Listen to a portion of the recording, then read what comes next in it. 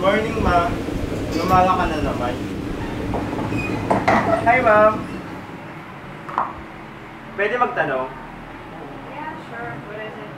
How much do you earn for an hour? That is none of your business. Why do you ask such a thing? Wala lang. Gusto ko lang malaman. Please, tell me, ma'am. Okay, if you really must know, I make 1,000 pesos an hour. Ma'am, pwede mangiram ng 500 pesos? If the only reason you ask so that you can buy some silly things or nonsense, then you better go back to your room. I don't have time and energy to talk to you and answer your stupid questions. Go back to your room.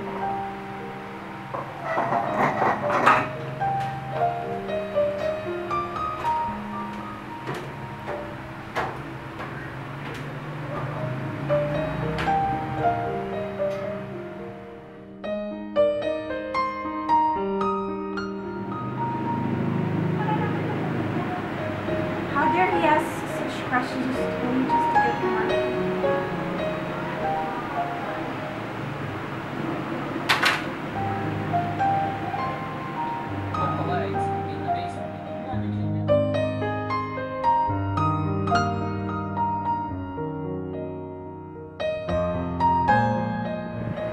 Hindi naman siya madalas humingi ng pera eh. Maybe he's gonna use it for something important.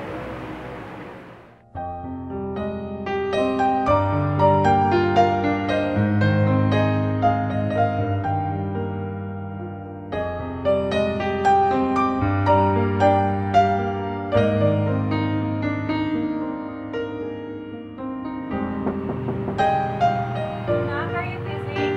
No, ma'am.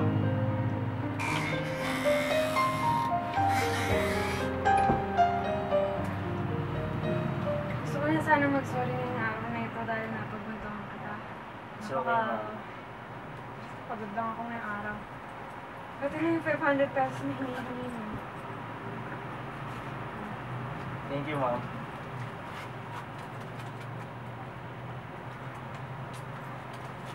Bakit ka pa humingi ng pera kung meron ka na pala?